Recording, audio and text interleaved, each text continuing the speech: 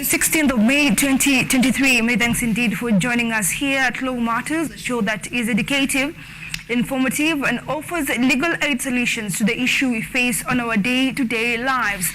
Tonight we'll be looking into the issue of regulating religion in Kenya. Religion is quite an emotive factor, and questions have been raised on how possible it is to regulate religion and put in place mechanisms to constrain the church, so to speak.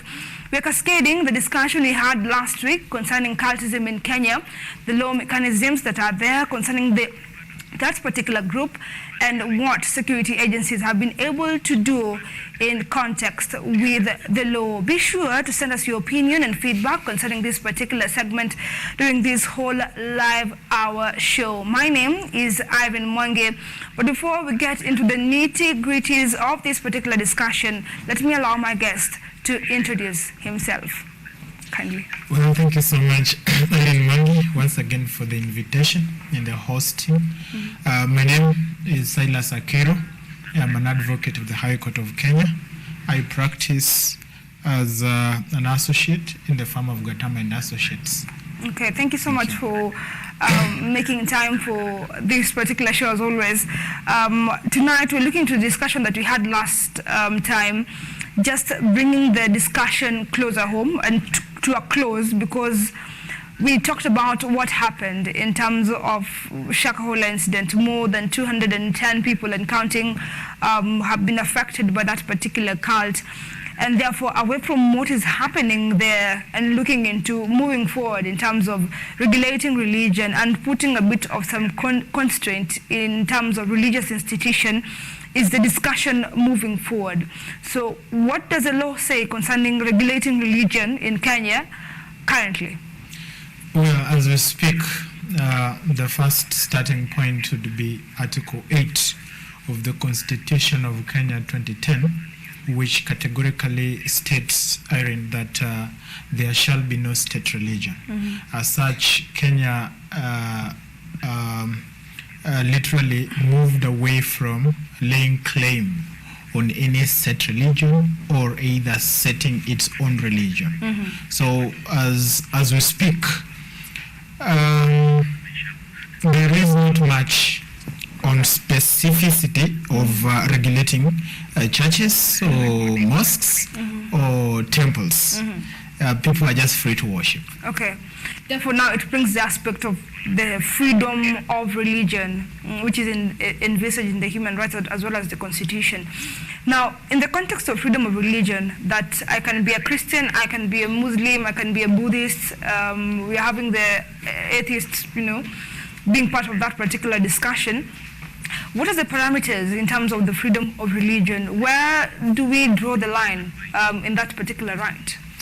Well, just like we stated last week, for the many viewers who were with us throughout last week's discussion on cultism, we indicated that the present setup of religious ecumenism, that is religious tolerance or agreement between different faiths to coexist despite having divergent views on religion, the present setup was as a result of failure to reach a common ground on what particular religion is worthy of following.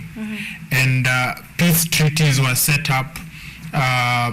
These treaties were eventually envisaged or enshrined in the 1948 Universal Declaration on Human Rights, which were also later captured in different nation states to ensure that as people worship, there will be no interference from outside. You respect an individual's faith the way it is. And so the limitations or the extent, the stretch that we can go through, or rather that we see today in terms of religion, is that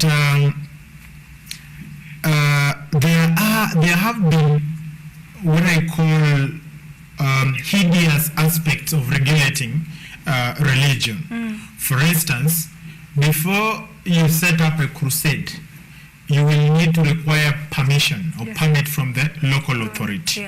The NEMA permit, permission to emit excessive noise.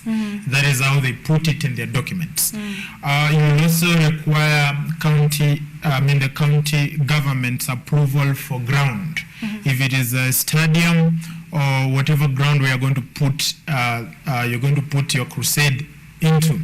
And if you're setting up a church in a given place, there is no specific ground that or public land that the government has in store that whenever Silas wants to come up with a church, we give him a particular land for free. No, the church basically has to purchase or lease or go through the normal land acquisition procedures and transmissions, where they will also have to adhere to land laws in the country.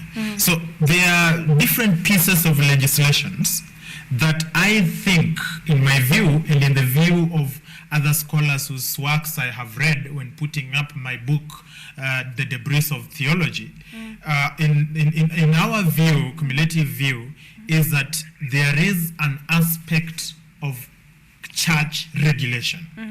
But I think what Kenya really want to appreciate as church regulation would be a specific law basically touching on and regulating the mode of worship.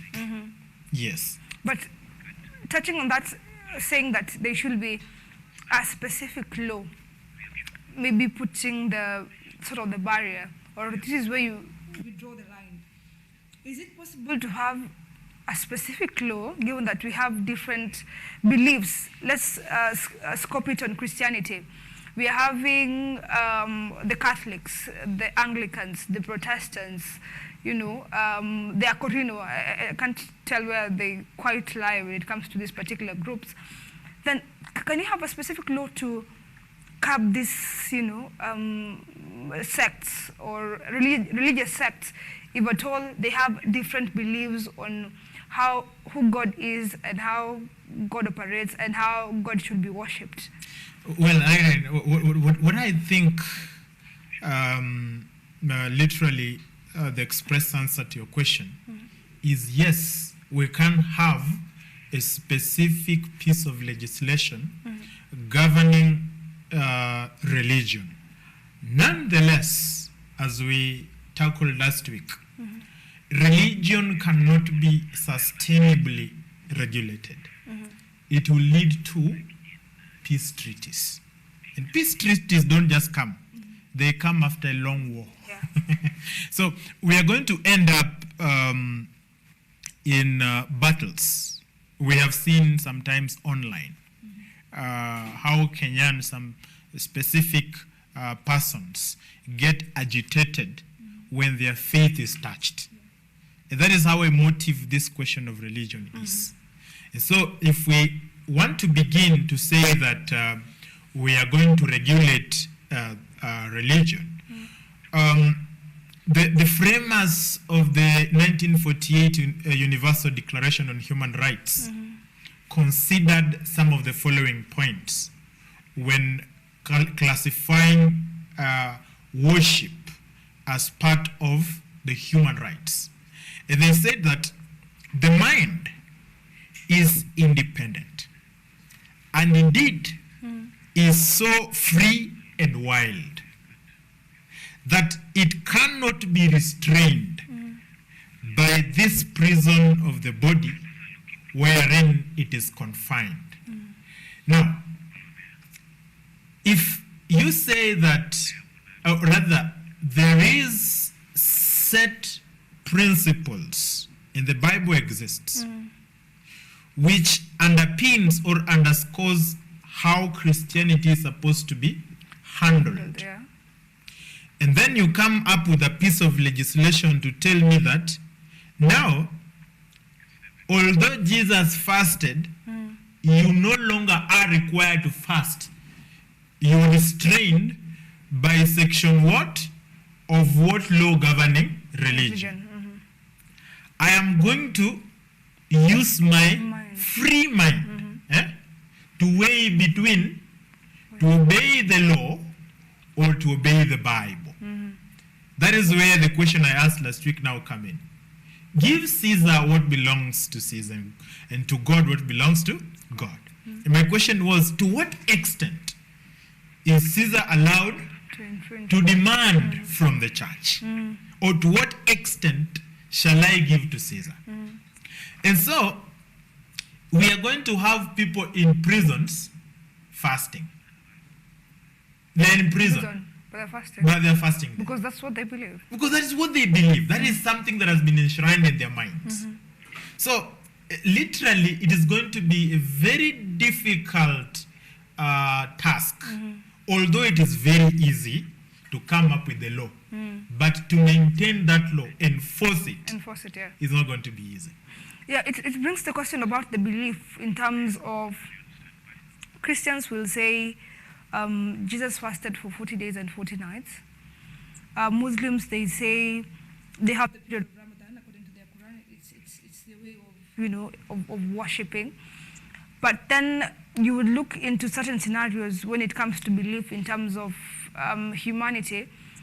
When we look at children and say children cannot be exposed to this, yes, Jesus did this, or yes, it is in the Quran, but there are certain group of people, including children and people who are unwell, and the old who cannot be exposed to this. But because of fear that is part of religion in terms of rogue pastors instilling fear, it then becomes hard. So in terms of belief, because belief has been broken down into small, do I call them small beliefs in terms of what Anglicans believe is not what Catholic people believe, and what Catholic people believe is not what Quran believe, yet it is the same God. How can we get into the small details in terms of those beliefs? That was the word I was looking for. Small details of the beliefs. I think it would be very easy through the Attorney General's Department for Societies, where every establishment should set up their constitution before registration and licensing. So within your constitution, you will outline your practices. Okay. And then inside there, the government can be able to bring policy enforcers, have legal minds go through each and every establishment or church or religious establishment's constitution, especially, of course, that will be on an outward aspect. But you see, deep within the inward aspect of religion, it is not going to be easy to regulate. But just how you are going to handle the finances, how you are going to handle the many people that come there,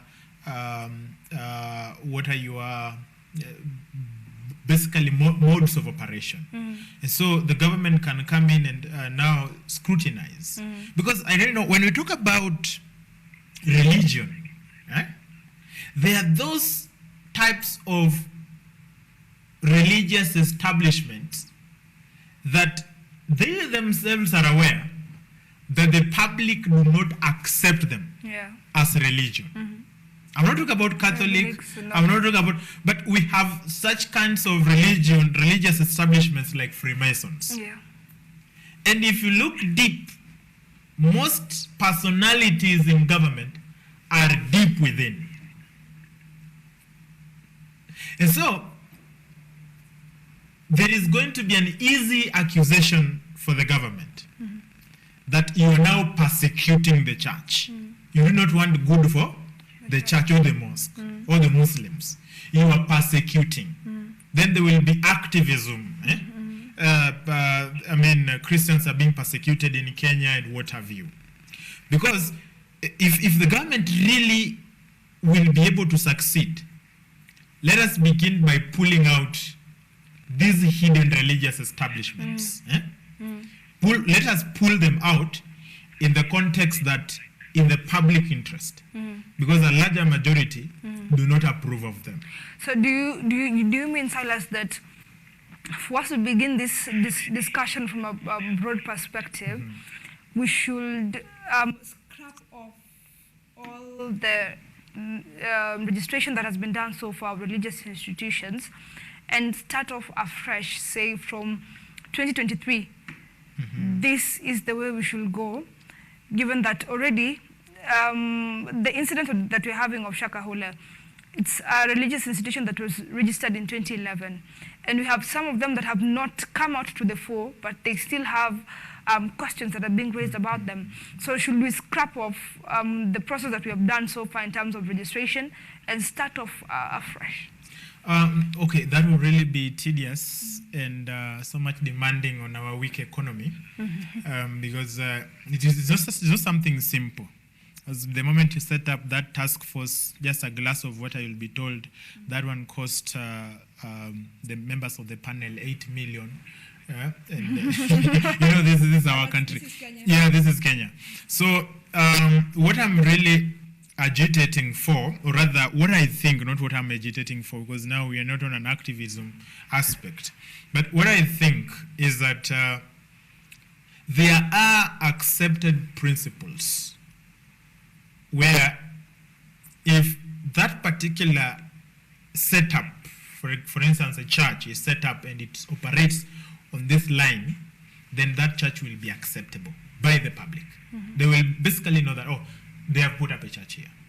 And then there are those principles that maybe we are trying to force into the masses, which do not conform to What?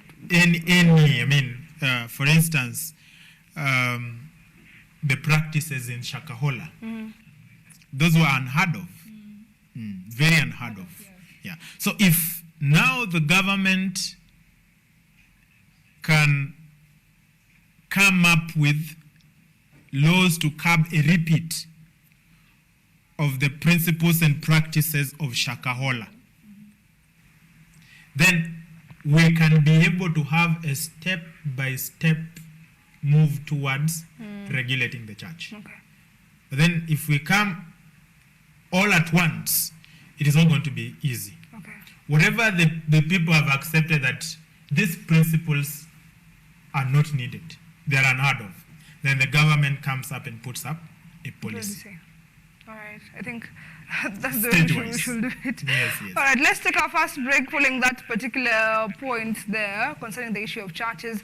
We'll be back in a few looking into the issue of regulations, what the law says. We're having the 1968 Act, Societies Act in terms of religious registration of institution. Looking into that and the loopholes that are there in terms of the law. Do stay with us.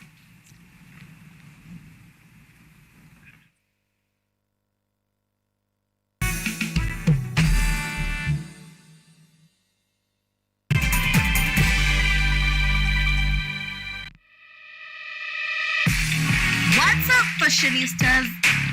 Looking for a show that brings you the latest in the world of fashion, glamour, creativity, and style?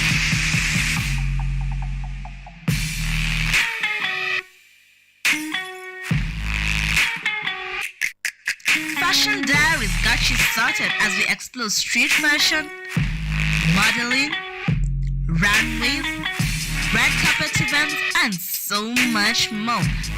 Catch me, Ashley as Sachi, as we unlock the greatest fashion events. Keep it locked.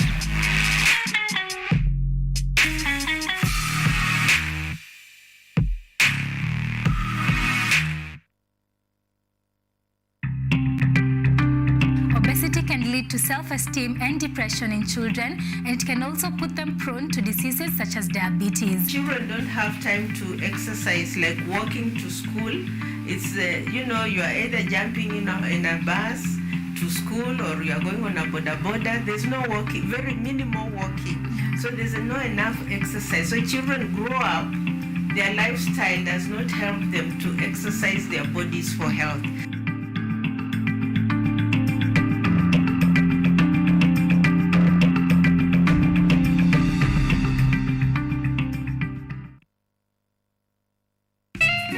Mitindo ya kipwani, KUTV, kipindi kinachokuza utamaduni wa kipwani. Nataka uone moja kwa moja jinsi shamba linavyolindwa huku katika miji kenda. Nalaya mimera yangu, umumu ndani mwangu muna maembe, muna migazija, muna masere. Kiapo hiki huwa anaweka kwa madhumuni ya kulinda dhidi ya wezi wasiweze kuingia kuiba mihogo ama maembe yake.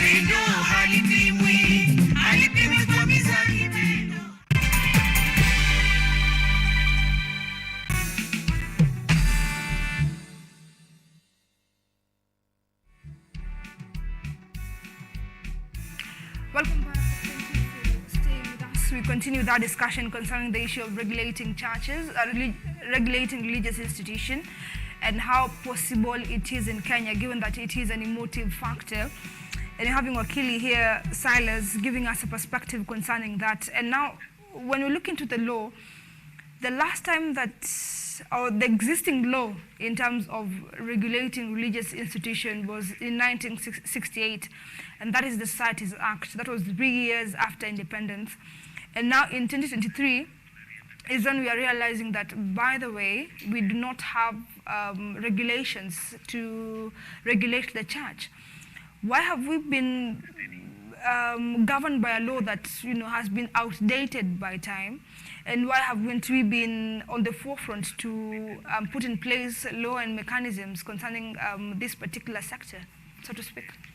Well, I think whereas I applaud the fact that there should be a review on the 1968 Societies Act, I also am cognizant of the fact that religion is older than the state of Kenya.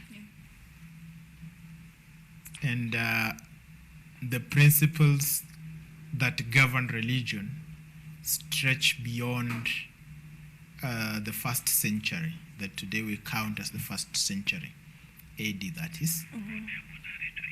And so, could be the main reason why the religion hasn't been much regulated is because the primitive handlers of religion were actually better than the learned handlers of religion today. Okay. They undertook religion with reverence, and they made the church or the mosque or whatever aspect of worship it may be to be respected. I remember most countries actually started off on a religious point of view. Yeah. If you look at the United States, for example, one nation under God, enshrined or inscribed in their dollar.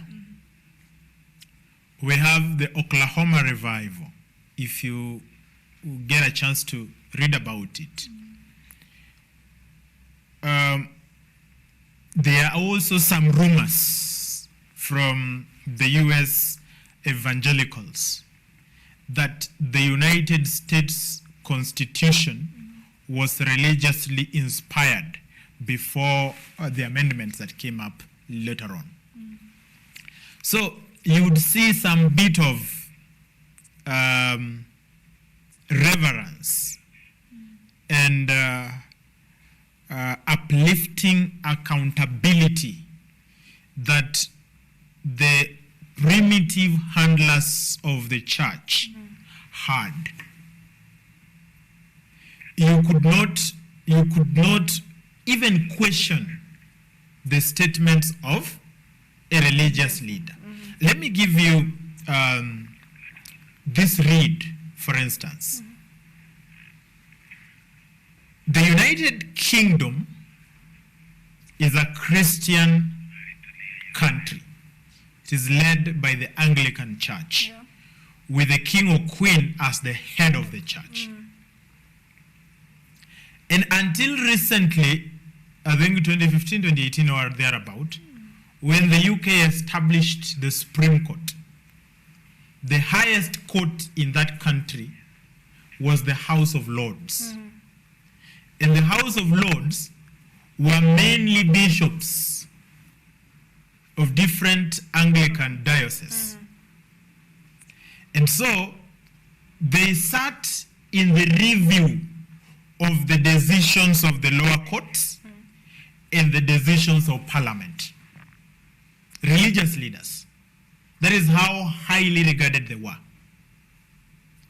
And if you read common law rules and principles, the lawyers who are maybe listening would bear me witness.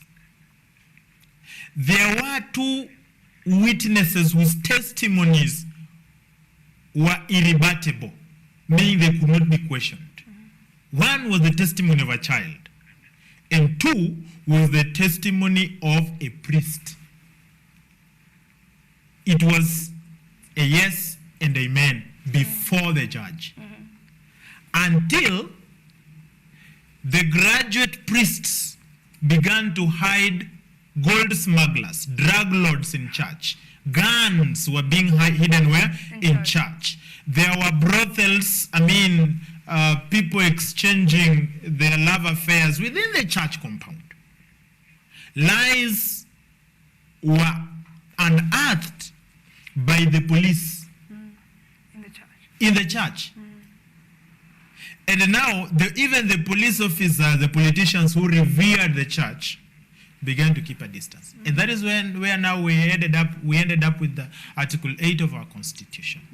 Kenya would as well say that we have investigated and we have found out that Islam is a true religion. Or we have found out that the only true religion is Christianity. And they say that now Kenya shall be a Christian state. But the mere fact that Kenya in the 21st century was unable to set up and establish a true religion, they will not be able to regulate the church. Because by regulating the church, one, you shall have set for yourself a religion. And that will mean that Kenyans will have to go to the polls to amend that section, that article, Article 8 of the Constitution. On the secular state. Yes. Now, it begs the question on, given that we have taken that long to put in place measures, we have had different experts question why Parliament has not put in place laws to make sure that we didn't get to a point where we had the Shakahola incident and also cases of extortion that have been cited in churches. Is it because we, as the elite, have feared to question religion as is because we do not know actually what is the true aspect of this particular issue, the issue of aspect of worship? Why have we taken too long as a country that now when things have gotten to the worst is when now we are rushing to look into how we are going to keep this in check? Well, the Shakahola issue being used as the benchmark here on the sheer push for regulating or setting up a regulation against religion should really be looked at independently. Okay.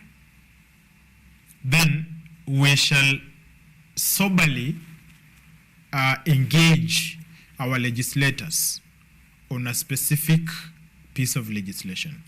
If we go by the pressure on Shakahola, we are really not going to arrive at a good legislation. Well, on why we have taken too long, why our country's legislature has not been proactive in recommending regulation of religious establishments. I think most of our legislators were also raised up in church or in mosque. Yeah. So they also have some aspect of the fear or the reverence that the church ought to have. And just like I told you before, is that the reason, the aspect or the manner in which the church handlers, I call them church actors in my book, the manner in which the church actors, the primitive church actors of 1968 to now the time now that we want to regulate the churches, these people might have moved in an appropriate and well-behaved and acceptable manner. But now that we are faced with this menace, yes, we must all agree that there should be a manner in which our law is brought to bring these lawbreakers into accountability. But I would also ask that we look at this subject broadly. Let us not look at it based on the Shakahola issue. Otherwise, you're going to leave out a very wide range of aspect of religion that needs to be. And remember, we are now agitating or advocating for do aspect of legislation, not don't do aspect of legislation. So recommend to us that if I am found doing ABCD, I'm on the right track. Rather than threats, if I am found doing ABCD, I will be in hot soup. Threatening aspects of legislations, basically, which I am 100% sure that is the kind of legislation we're going to get from our parliament, will really not work on religion. Merely because the mind is independent. Yeah, it can't be. Yeah, it can't be. You will end up imprisoning all church adherents or religious personnel who have made a decision between obeying their God. Let me put it in because people worship different gods. Who have made a decision between obeying God and obeying the government. So utawashika waweke tuko ndani, and then you hear every morning they have woken up for morning glory. In prison. They have woken up for choir practice in prison. They're in prison there after doing the necessary manual work. They have set themselves up for choir, and with a lot of hope that an angel will be sent to remove them from prison and harm the government. You see, those are usually the prayers that are always there. That God will send his arm that will come to rescue me and harm the government. And you see, you can imprison like all of them, but they will just transfer this aspect to the prisons. So religious freedom, for me, I think when it was established, the establishers of the religious freedom were wiser. That is the only way we can coexist. Bringing any harsh regulation is not going to work. Have there been countries world over that have been successful in terms of regulating religion, given that most countries are secular states? Are there countries that have maneuvered this particular issue that has been a huge task, an uphill task for most states, and some have decided, let's not touch this particular issue with the risk of becoming unpopular?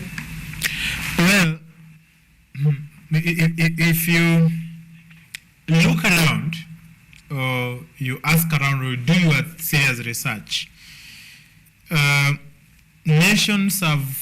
many nations, especially begin from the Asian side of the world, they resorted to adopting a given part of religion. And so they became religious nation states.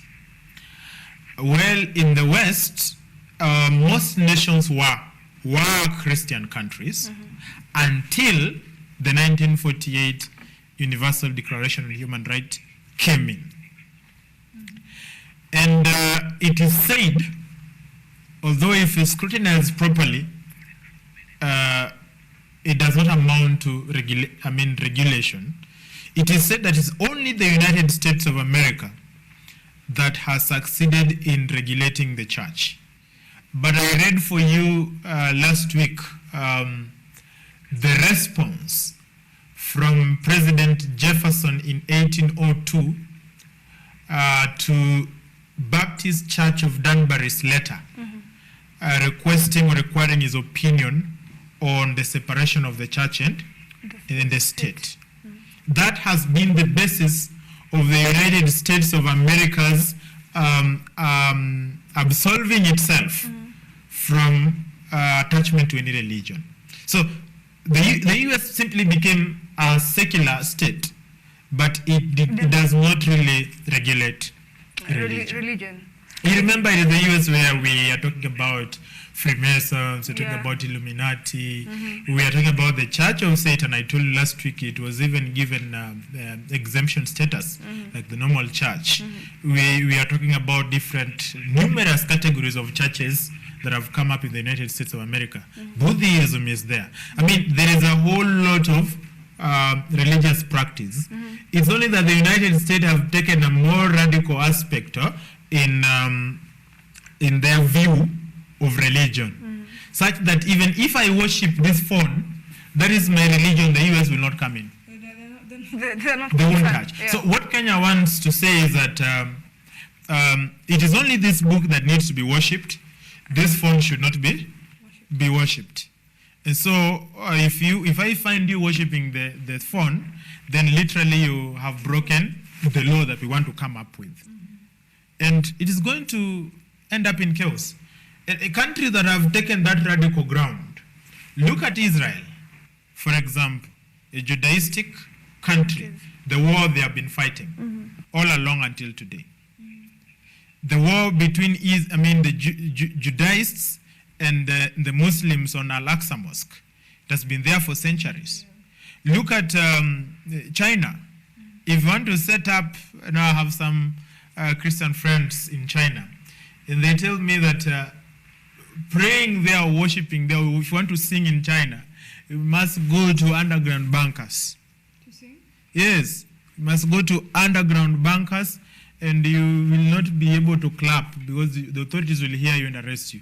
So you just do this, pole pole, and hum to tones of the worship song that you want to sing. If you look at Russia, for example, they have their set Orthodox. They have their Orthodox type of religion.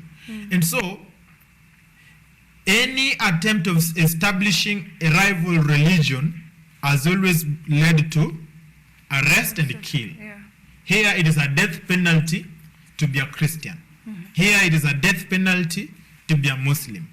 So at the end of it, there's no country that has been successfully regulated the religion. Here in Kenya, away from the discussion that we're having currently, have there been mechanisms to regulate the church, be it in undertones? Because I remember in the 2000s, we had the Pastor Dare saga that now brought an uproar concerning churches. And in between, the issue was silenced as it went through the cycle of the judicial system. So ever since the 2000, and now we're talking about 2023, where we're having another mega sort of scandal in terms of religion, have we had undertones in terms of regulating the church away from changing the regulations in the law? Well, that's a very interesting question. You see, if you look at Pastor John Dare's crimes, they were treated as a criminal offense, not a church issue. Pastor Dare's cases are still on in the United Kingdom. And he has been charged not for misusing the church or misleading the public or infringing on the rights of many others. He was charged on offenses of child trafficking, murder. These things are on our penal code. And that is why, together with my colleague interviewee here, we all agreed that on what laws can Mackenzie be charged. Mackenzie's act can be taken on an individual aspect and be brought to book on our penal code. So that if somebody died as a result of strangulation, then there are provisions in the penal code. But we are taking this thing too far, that is going to, it is threatening to tear apart the fabrics of our country. There is nothing that unites this country like religion. such that when Raila Odinga decided just to mention that we need to reduce the number of churches, they say that was part of the reasons that messed Raila Odinga's votes. Yeah? And anybody who agitates or comes on the aspect of the church, you've seen, we move to church, give out some bahashas there, people clap for you, you kneel down, you're prayed for, and the whole masses of the country, they build confidence in you. So if you decide now to bungle that aspect, then you are likely to tear apart the fabrics of the country. All right, okay, we'll leave it on that note. But we are taking a short break, but once we come back, we'll be looking into the issue of the task force by President William Ruto in terms of regulating churches. How successful will it be, given how we have put the discussion that religion is quite an emotive factor that can make a president unpopular here in the country. Do stay with us. We'll be back in a moment.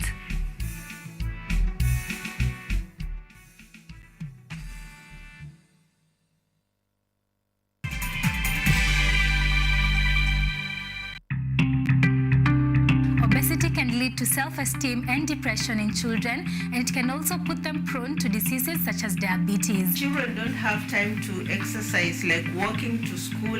It's, you know, you are either jumping in a bus to school or you are going on a boda. There's no walking, very minimal walking. So there's not enough exercise. So children grow up, their lifestyle does not help them to exercise their bodies for health.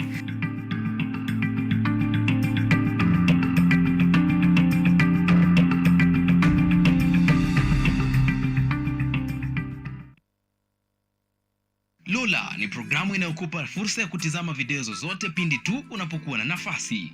Hadithi za kukupa motisha, drama, maisha ya vyuo vikuu, teknolojia, masuala ya jamii, kuzuru maeneo tofauti, spoti, burudani na zaidi. Pata programu ya Lola sasa kwenye rununu yako kwa yote unayohitaji. Welcome to Children's Corner. Welcome to Children's Corner. Children's Corner.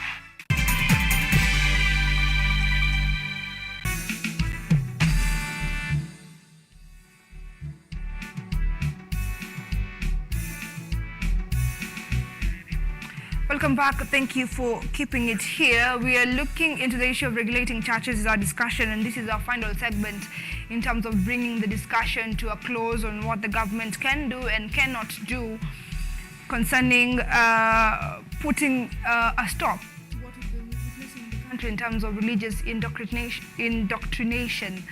Wakili, we had President William Ruto put in place a task force to look into how we don't get into this particular point of criminals, as he termed them, and terrorists not taking advantage of the sanctity of religion. How successful can that task force be in such an emotive matter?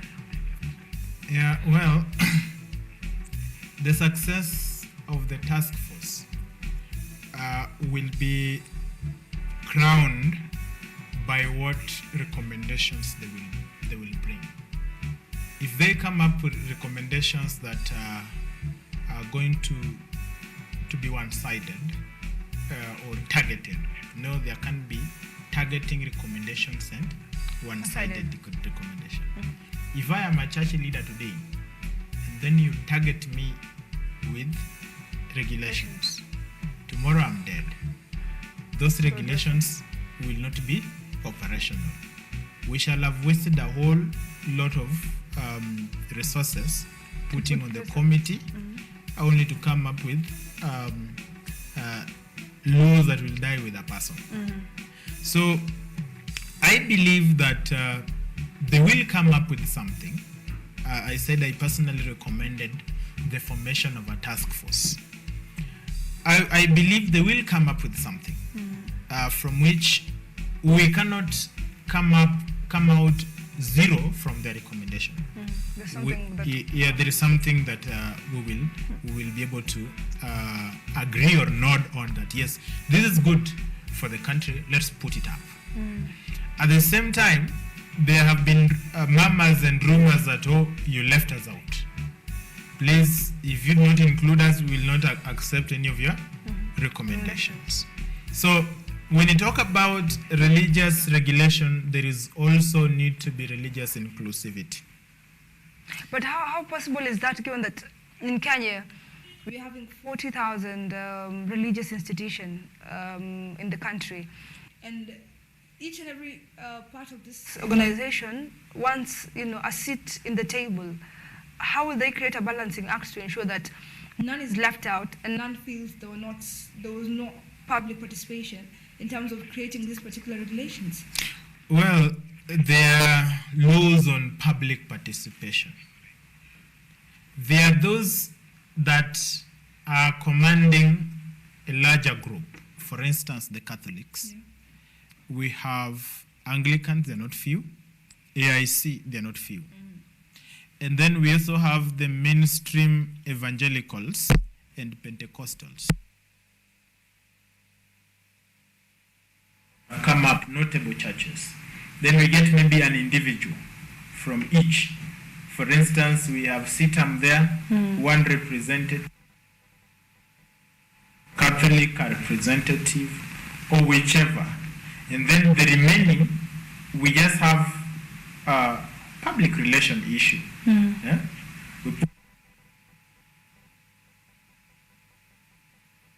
The charge is going to be send representative to ask for your views.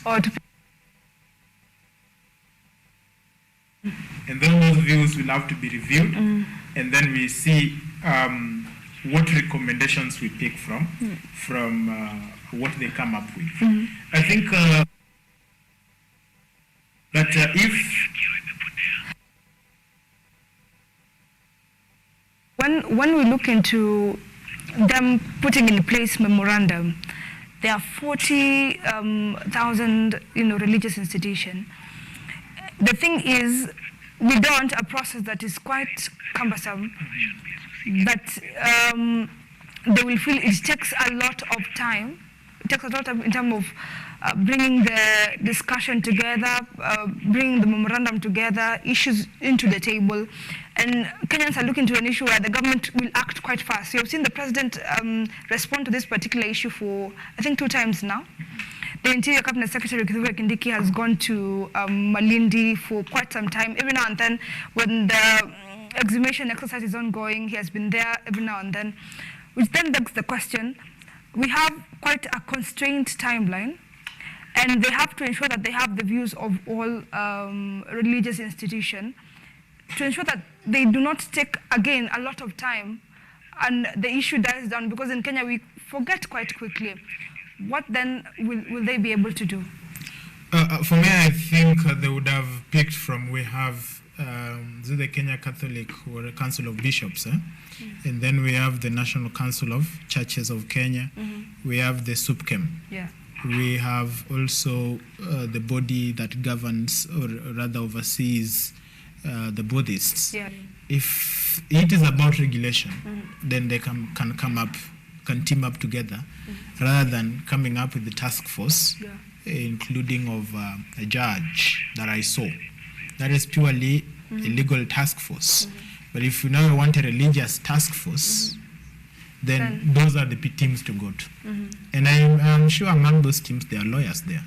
Yeah. So we really weren't supposed to pick from the judiciary, practicing judges or advocates. So just to go deep to the ground, because the National Council for Persons with Disability, the disability laws states that it is not for us until it is with us. So if you do not involve us, we are not party to that. So the churches or the Muslims will say, because our top leadership was not involved, we are not party to. And you see, they will just marshal up a religious disobedience to that law, and you take them nowhere. Arrest them, waenda kesha kwa prison. Yes. So I mean, I believe the government will be well led those that have been sworn in, they will be well led to knock on the appropriate doors, or pull down appropriate walls, and get whatever important information they'll get. Okay, leaders, some have said that I think the issue is not about the law, really, but the issue is about the enforcement. Because once we touch the law, we rub the shoulders with a particular group that is quite emotive. How about the enforcers ensure that they are on the ground to ensure that when they see a mushrooming of a religious sect that is brainwashing and extorting the public, that is where they take action instead of taking action from the point of the law, which might rub the wrong way with some religious institution. Do you hold the same? That is what we discussed here when we were tackling the John Dare issue. Hold individual person accountable. Hold individual institution accountable. We have adequate laws to bring individuals to account. Remember, when Christ Jesus was being tried, the trial was based on Mosaic laws, and the trial was also based on the Roman laws. And they did not say that now we are trying the entire followership of Christ. Of course, this trial was very specific because it had an aim, but we can look at that aspect of the trial. It was taken individually, brought before Pilate, brought before the Sanhedrin, until verdict was passed on him. Now, the UK's mode of trying church offenders is something to borrow from. Look at the criminal aspects of what this guy has done. Don't look at the religious aspect.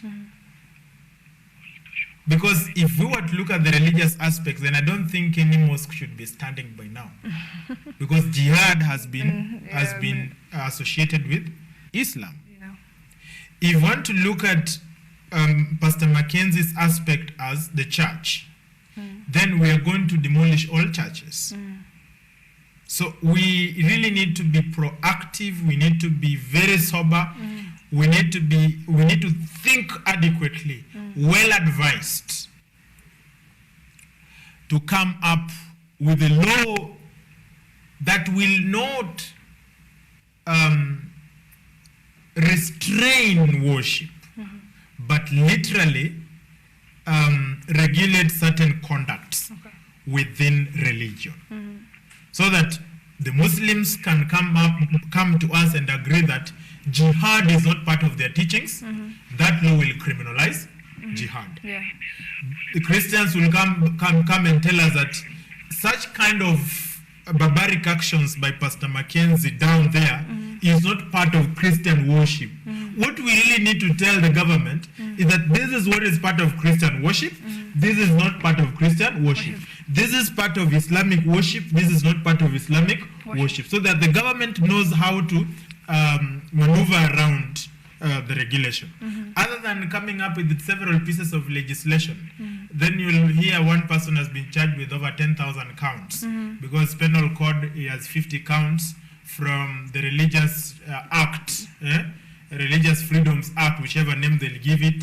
He has another 30 acts, counts. So for us not to come up with duplicity of laws, rendering some very good laws obsolete, and maybe having a question of the conflict of laws arising out of the conduct of a church actor, let us look at what is not conventional practice and what is conventional practice. Remember, Irene, we were taught in CRE in high school that there are numerous books of the Bible that have not been included in the conventional Bible. Why? Because there was a sitting and people agreed that no, this one let us not put it there, this one let us put it there. And then we had a conventional Bible. So the same way, the same approach is what we can take in this aspect. Thank you so much, Akiri, for that particular perspective. Again, indeed, it is quite a tough balancing act for the government to ensure that this is put in check. But we have appreciated your perspective concerning what the religious institution should do and what the government should do in terms of the legal mechanism. All right, that's it for this particular segment in terms of what should be done by the government in regulating religious institutions. As Wakili has said, it is a tough balancing act, and we could not agree more. As they say, religion is the opium of the people or opium of the poor. But be it as it may, there needs to be a drawing a line. My name is IRENE MWANGI. I've been your host for this particular show. See you next week, same time, same place. Have a splendid night.